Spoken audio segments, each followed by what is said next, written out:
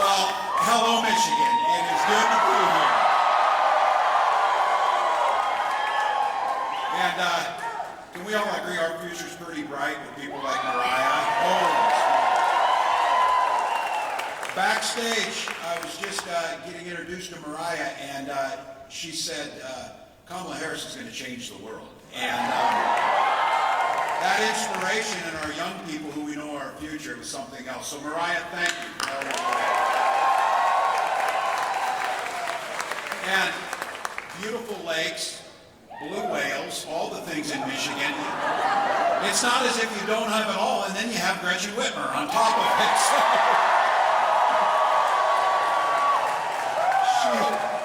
She is such a dear friend, but I'll tell you, she is so good at what she does. She has convinced my son, he's a Michigan State fan now.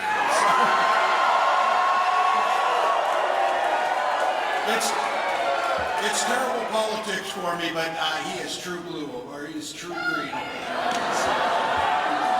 So, look, you got an incredible delegation. We know some of these races are going to be close, but we have got to keep the majority in the House. Make sure you send Hillary Stolten back to the House.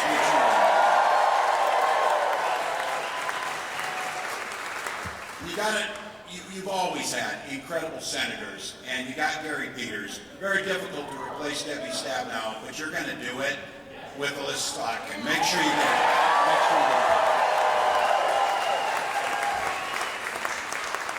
To each and every one of you, thank you. A lot of places you can be on a late summer day. Get busy, you're after work, kids are coming home from school. You chose to be here. On behalf of the Vice President and myself, but on behalf of this country, thank you for caring and loving your country enough to share it. Thank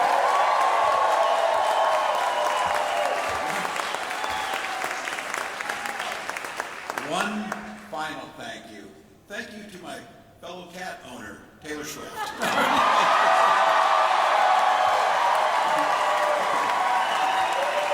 Look, she's not here, but let me just say, Vice President, I know you're all waiting on what a bait and switch this guy left on us. Look, Vice President Harris and I couldn't be more excited to have her support. Really great. So, and look, it's not as if I didn't warn these guys a few months ago. You mess with cat people and you will find out. So, they did. So, beautiful strategy there, picking on the cat people. So, look, all of you are here, but how can we not start with the debate? How can we not start with the debate? Look, what was so clear about it was, and again, not surprising, but there was one person on that stage who should be the next president of the United States.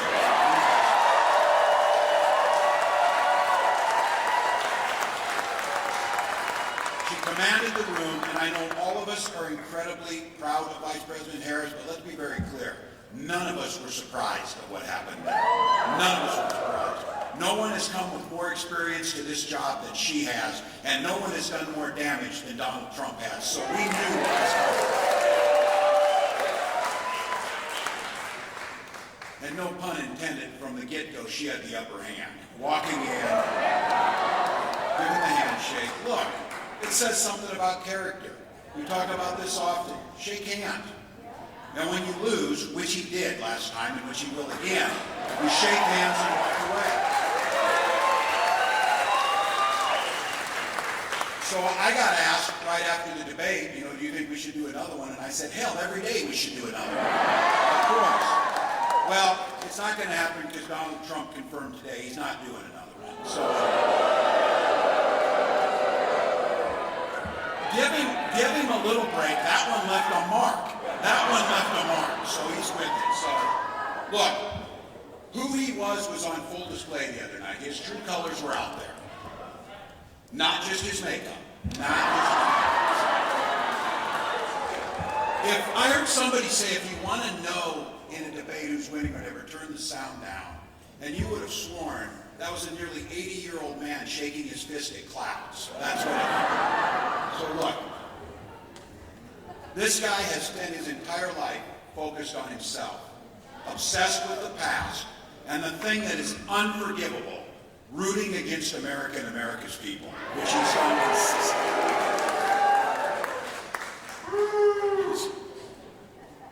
He said a lot of weird stuff too, so I'm just going to say that. And that was, you tell me you had this on your bingo card, and they're eating cats.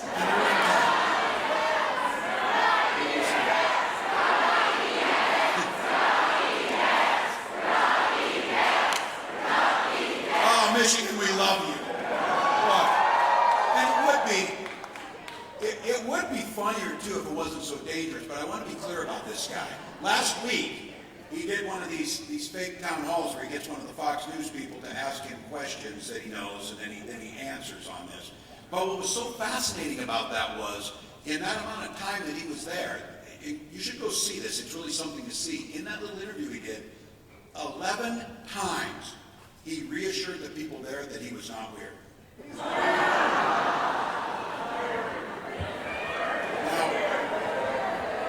Yes, some of you picked up on this. If you need to remind people 11 times you're not weird, you might be weird. Go look. But it's what he didn't say that was probably the most disturbing of the night. Trump refused to say that he wants the brave fighters in Ukraine to win the war in protection. It's a pretty low bar. That's a pretty low bar when he got asked that question. The other thing he refused to say was, he refused to say if he would veto a national abortion ban.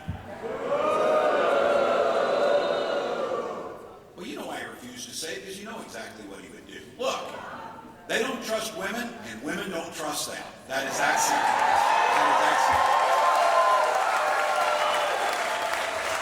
But for all of us, that old saying of the frog in the boiling water, whatever, don't allow ourselves to get this way. The most damaging thing that he wouldn't say is, he refused to acknowledge he lost the last election. He refused to condemn the January 6 criminals who attacked the U.S. Capitol. But in the anger that he got into as the poise and dignity and the sharp retorts from Vice President Harris, he lost some of that composure in there. And when he was referring to those rioters, and you go back and make sure you'll see this again, I'm sure, he said, we did nothing wrong.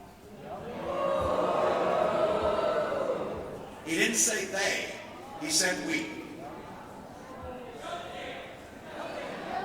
And then at the end of this thing, you watch 90 minutes. You watch it. Beat him at the ballot box. Beat him at the ballot box. We have got the opportunity, people, what he didn't say. And this is the difference. And look, there's a lot of reasons. My God, too many to list the time we're here. A lot of reasons this guy shouldn't get anywhere near the White House again.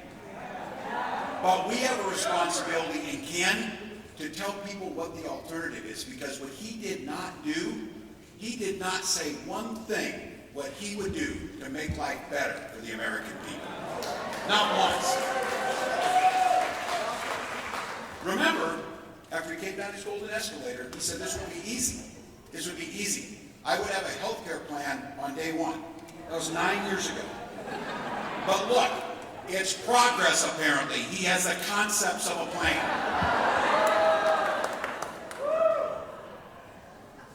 I taught high school for 20 years. Every one of my kids,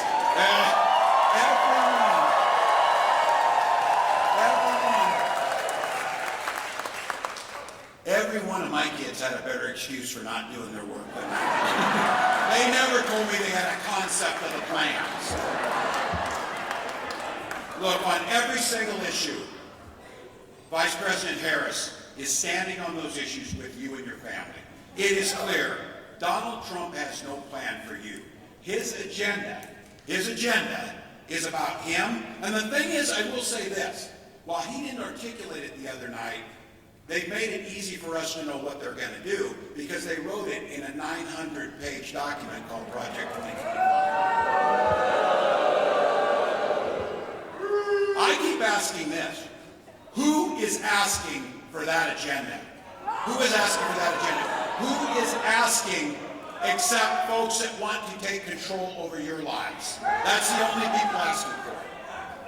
No one's sitting around asking to give billionaires tax cuts. Nobody's sitting around asking, said, let's make insulin more expensive. And they keep telling us and convince us of this. Nobody's sitting around the bars in Grand Rapids saying, you know, the first thing we need to do is we need to ban George Orwell's books. No one's saying that. No one's saying that. They find a lot of time to talk about banning books, but they can't find one damn day to get weapons of war out of our schools. Not wrong.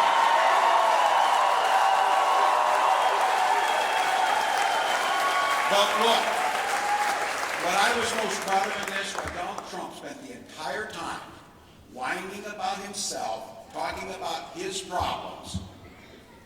Kamala Harris spent her time talking about you and the way forward. Talking about the future. This guy is stuck in the past. She's focused on the future of this country, the bright future that each and every one of us get to partake in. So look, she took him to task, and we can't say this enough. She prosecuted the case against him. But what I am so proud to be part of this ticket, I'm so proud to be in a room like this, under a whale, by the way, which is quite awesome. On a Thursday night, thinking about the direction of our country, what I am most proud of is, because of all the things Donald Trump has stolen and all the things he did, what is unforgivable is him stealing our joy. So here's the thing. Kamala Harris is bringing not only solutions that focus on you, she's doing it with a smile and joy on her face.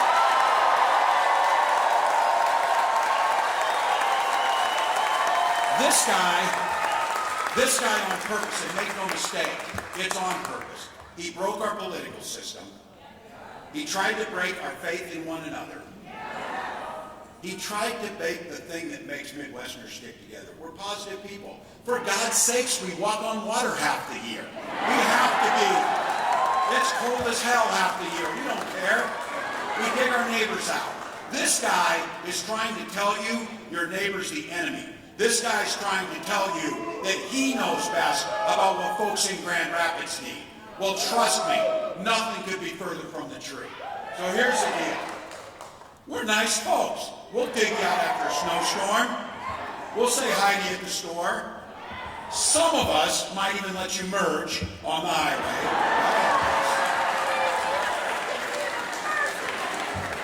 We have a saying for that. It's Minnesota nice, is what we call it. I'm sure you have it too. But the one thing I'll tell you about Midwesterners that stretches across that beautiful blue wall of Northern America here, the one thing about us is, don't ever mistake our kindness for weakness. Ever.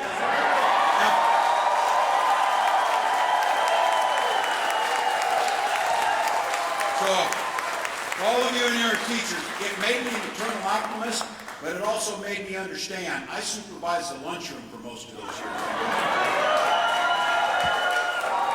And we can have joy, and we can do things, and we can be nice, but I'll tell you the one thing we're not going to do. We are not going to tolerate a bully in that lunchroom or in that college.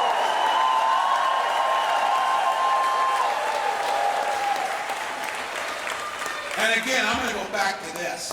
Kamala Harris has a lot of practice on putting bullies in their place, and the one thing I want to be clear about is, coming back to, no one should have been surprised by how she performed on that debate stage. From her time as a prosecutor, to her time as a county attorney, to her time as the Attorney General of the largest state in the nation, to her time as a United States Senator, to her time as our Vice President. Every day, every single day, putting the American people first. She took on the predators. She took on the fraudsters. She took down career criminals and powerful corporate interests, which, by the way, was on the stage the other night, all those things. So this time, just to be clear, that criminal being on the stage got put in his place. All those things were wrapped up into one guy. And I think many of you recognized she used a wonderful line. He's not dealing with that very well. He's not dealing with that very well. But here's what she did simultaneously. And this is what true leadership looks like. And she says this time and time again, and I love it. A mark of true leadership is not who beats people down, it's who lifts people up.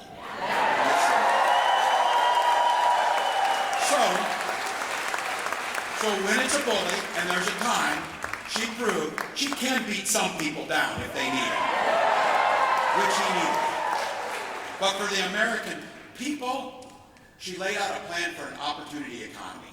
A place that's not just a concept. Go to KamalaHarris.com and you can see what's laid out there. Read it.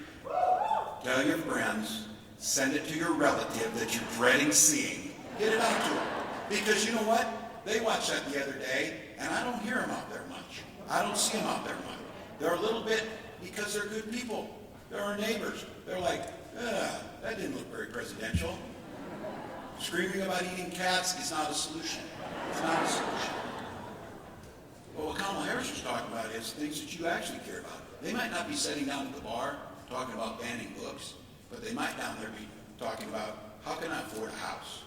I'm working hard. I'm working hard. I want to have a house. And because that house becomes a home. Because some of these folks, your real estate mogul, venture capitalist, whatever, that's just an asset to be traded and sold to whoever you want. For us, it's a place we gather around the kitchen table to talk to our kids about what happened in school. That's what Kamala Harris wants for you.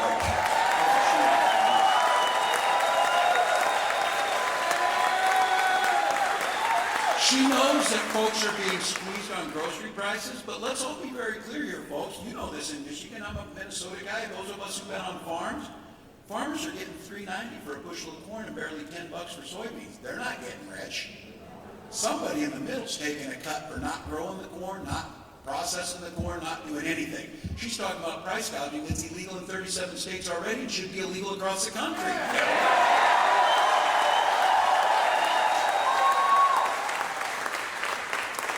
And in this country, the richest country on earth, it's an absolute disgrace that folks have to ration their drugs because they can't afford them. Because trust me, Big Pharma's doing just fine. We need to make sure that folks get their insulin at a price of $35 each, get the drugs that they need. And you know what's really interesting? Because Gretchen Whitmer proved it. You can see this. We did it in Minnesota. Kamala Harris wants it for the country. You take care of workers. You make sure folks can unionize. You make sure folks have money.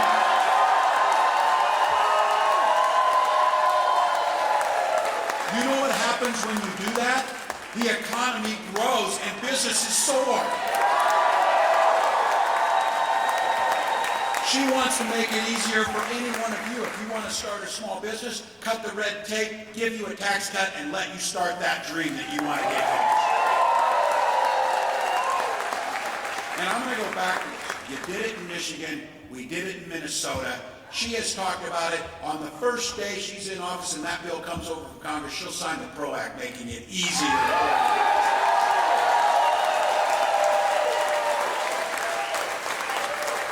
That ability to collective bargaining. You know, we did something in Minnesota that I'm like, maybe we ought to do everywhere is, we also made it against the law in Minnesota to have employers put you in a room and give you anti-union propaganda.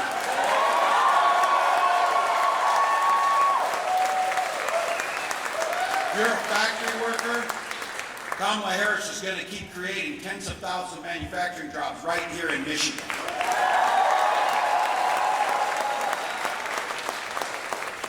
And by the way, well, the Trump administration, even if you don't count the jobs lost under COVID, Kamala Harris and Joe Biden created 6 times more manufacturing jobs than Donald Trump ever did. And for governors, we got to get things done. Your governor here made it clear, because of what Kamala Harris was able to do, you're able to have your governor show the rest of the country how to fix the damn roads. And that's something that happened. Historic investments. Historic bipartisan investments in infrastructure. And no matter who you are, and this is fundamental, Kamala Harris is out there fighting to make sure you have the freedom to make the choices about your life and your family, not government. Some of you are old enough to remember when Republicans used to talk about freedom, they meant it. Not these guys. This means government should be free. Invade your doctor's office, invade your school library, even invade your bedroom. Let me say this too. It is weird as hell to think about other people's bedrooms. It is weird as hell. So look, we in Minnesota and Michigan across this country, we respect our neighbors for their personal choices. We might not make them. We might not make the same choice, but we respect them. That's for you to make, for me to make. In Minnesota, I've talked about this, and I think this is a national golden rule, because I've talked about it. You know how society works best is when you mind your own damn business. Things work better. Things work better. So we'll continue to talk about freedom, that people make their health care decisions, not politicians.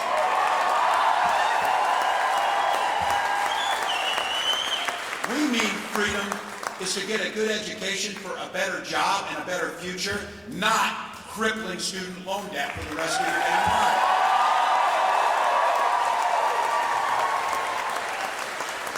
And they don't want to talk about it, they want to avoid it. Freedom means our kids being able to go to school without being shot dead.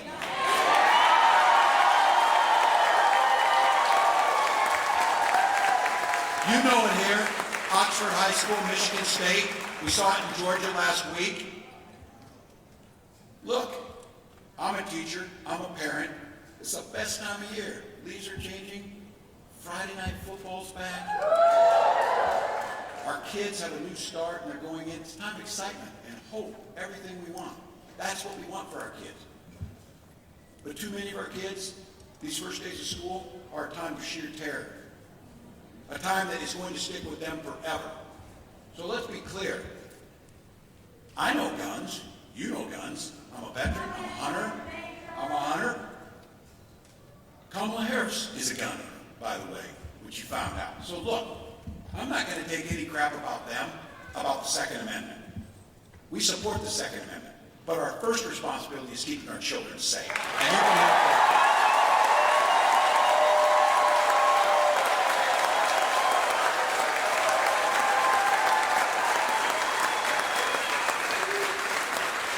Watch how quickly they move on and they don't remember names. Oh, they remember names in certain incidents where they want to try and politicize things.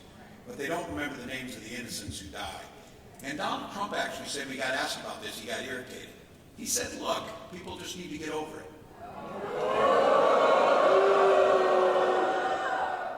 And his running mate, Senator Vance last week said, look, just fact of life. Think about that. Now, families forever broken. Too many of us have been there. My own son was in a location where someone was shot in the head. Too many of us have this. This happened. You see it. These guys say it's fact of life. Get over it. Move on. Do the next thing. Work on the next tax step for billionaires or whatever important stuff is. How morally broken do you have to be to not be able to spend any time internalizing children and teachers being gunned down in the first weeks of school? In their cafeterias, in their labs, texting their parents goodbye as they're standing there, hiding under desks, running for their lives. And to say, well, you know what happens. For all of us, that crap does not happen in other places in the world. We are better than that. I believe in the American people. We can hold two thoughts at the same time and make sure that we say what Vice President Harris said last week, it doesn't have to be this way. It doesn't have to be this way. Look, Michigan, you know it, I know it.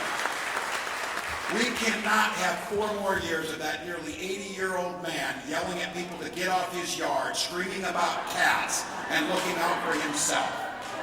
He cannot go back, because when he goes back this time, the one thing I do believe that he said, this time it will be much, much worse. They want to act like, oh, I don't know Project 2025, I don't know anything about this or whatever. Here's what I know enough about is, As a longtime football coach, you take the time to draw up a playbook, you plan on running it. You plan on running it. And he's going to use it. He's going to use it. They're telling us exactly what they're going to do. And this one, I don't believe much of what he says, and he usually doesn't follow through, but he did do this. He was with a bunch of his rich friends down in Mar-a-Lago, and he said, look, you're rich as hell, and I'm going to give you a tax cut. He did that. He did that. And he ballooned the national debt. And the middle class is stuck with the bill. All those things. Making groceries and the things that we know we need, as Joe Biden and Kamala Harris fought to bring down inflation, to put our country on a path to recovery. This guy wants to add a national sales tax to all of us. You know what I figure? Look, who can blame him? He's looking out for himself, and he says this. He tells you, oh, you know, price of bacon at the grocery stores. You and I both know that guy has never been in a grocery store, and he's never bought bacon, ever. So he doesn't give a damn if the tax is on that, because he doesn't know what bacon costs a pound. He doesn't know what milk costs, because it doesn't matter. So let's be clear. This guy wants the tax cuts for himself, to underfund government, and then those incredible public servants. And I want to say this to the mayor, to the county commissioners, to the folks who are here, thank you for the work you do every day. To our city workers, our state workers, our federal workers, our police, our teachers, our firefighters, and our military. Those are professionals. They're paid for with tax dollars. And you know what they are loyal to? They are loyal to the Constitution and the rule of law. Donald Trump's plan is to remove those people and install his political lackeys. That's what Project 2025 is going to do. So in a health emergency, like in Minnesota, instead of being able to depend on the CDC and people from the Mayo Clinic, we can listen to Donald Trump about drinking bleach and trying to find a way to stick a UV light in ourselves. We're in the middle of a pandemic with our neighbors dying, and this guy is undermining the responses. Take that across all of government. That's Project 2025. So look, again, wouldn't answer the question on banning abortion. He will ban abortion across this country, whether Congress is there or not. Be absolutely clear about it. And when asked, who do you admire, who respects you? Because to be very clear, the Vice President was right. I traveled to our friends and our ally countries, whether it's Australia, whether it's Great Britain, whether it's France, whether it's Canada, whether it's Mexico. They're laughing at this guy. They don't trust him. He's weak. He's weak and can't follow through. But you know when he was asked who looks up to him? Viktor Orban, Vladimir Putin, Kim Jong-un. This stuff would be unbelievable to have as a political attack ad if it hadn't come out of his mouth on a debate stage, and he was proud of it. He was proud of it. Kamala Harris was able to, within a matter of a few seconds, use this guy's inflated ego and narcissism to bait him into melting down on a national stage in front of 6 million.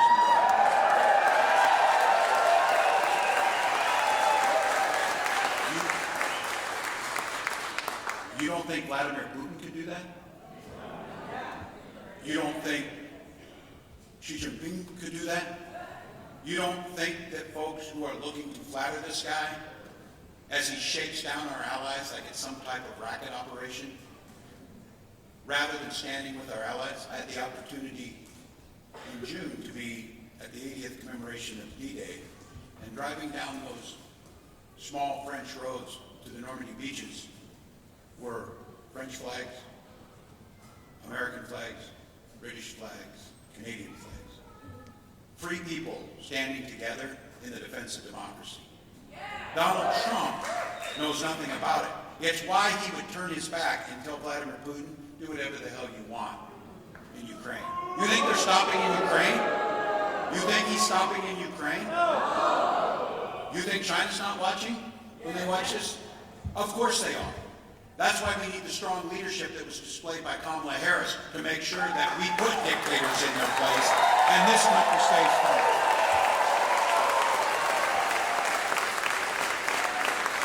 Look, our allies are worried, but they're also hopeful, just like you.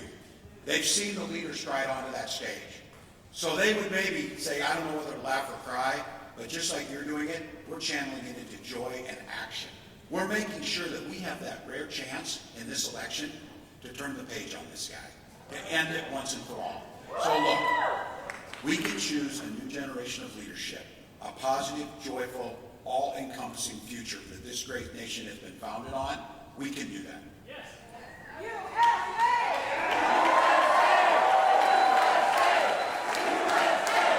I'll take it. And what is so beautiful about that and about Kamala Harris, we were on the bus touring some of these states, and we were getting off at a rally where there was supporters there, like this, and they were holding up signs. On the other side of the street, there were not supporters. They make it easy because they all wear the same hat. I said it was a group of independent thinkers standing there ready to yell. No, but that's me. Kamala Harris's first instinct was, and this is the first time we're on the bus together, my wife Gwen, Vice President, and Doug were there. Doug and Gwen, I want to give them a big round. They're out working. Oh, look, we're walking off that bus, and that's the scene in front of us. And she turns to me and she said, Tim, don't ever forget, we work just as hard on the policies we put in place to benefit those people, their families, as well as those people and their families. This is a policy for everyone.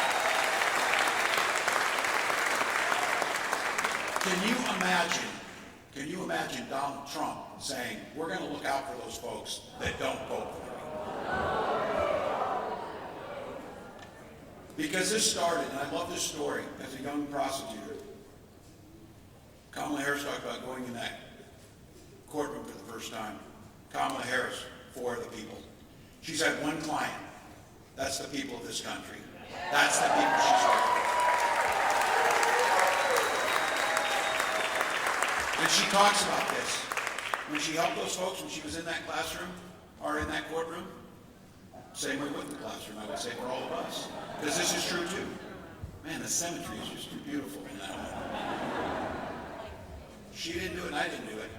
I didn't ask if someone was a Republican or a Democrat. They're an American. And they came in that courtroom. They came in that classroom. They're to be treated that way. That's what she's done every single day. But the question she asked him is, are you okay? What do you need? That's what leadership looks like.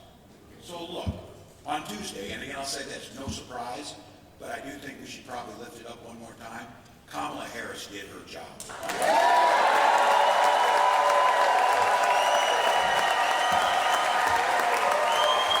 Now, Michigan and Grand Rapids, we need to do ours.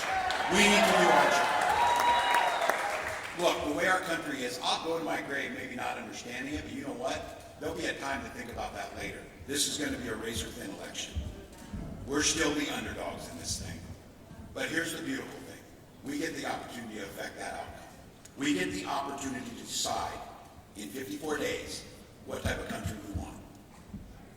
So for each and every one of us, this is the time to put it all out there. You heard me say this, all gas, no brakes, we're going to sleep when we're dead.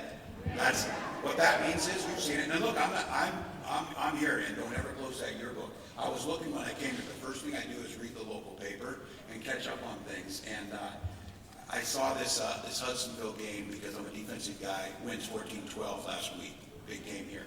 And then I look up, because this is, gives me an opportunity to say it, as being part of a state championship team. Forest Hill Central is playing.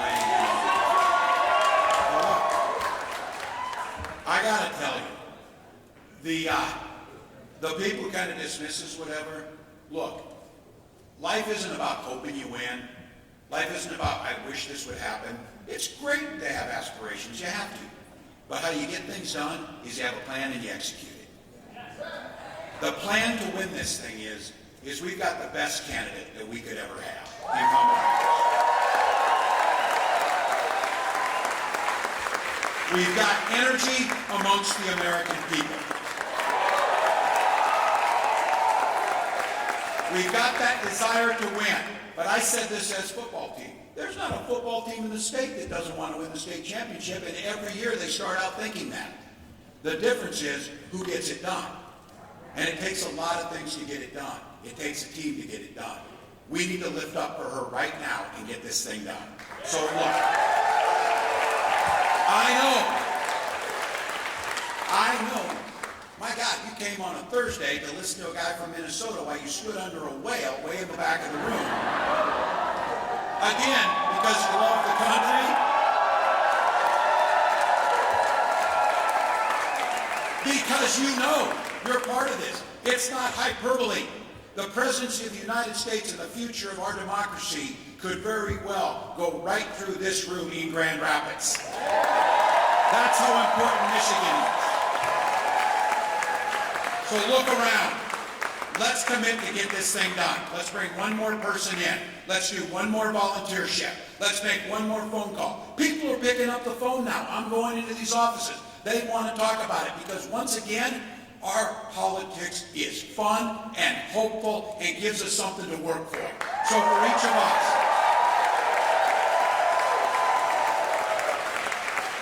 don't buy it that she won because she won the debate. If these elections were about having the best ideas and the best candidates, we'd win every damn race. We always have better ideas and better candidates. But that's not what wins races. What wins races is people who care enough to get on the ground to get the work done and take that debate performance, take those resources that have been out there, take that energy, and funnel it down into voter contact, get out the vote efforts, and ballots. And ballots. So I'll tell you what, last time I was in Michigan, we were in Detroit, and there was a massive crowd in the hangar. And Donald Trump said, oh, now it's just AI.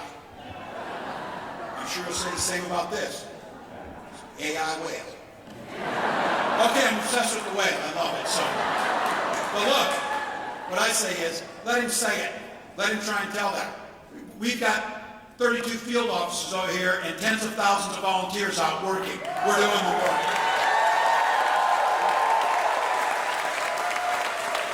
And in 54 days, what won't be AI is the ballots cast for Kamala Harris, the next president of the United States.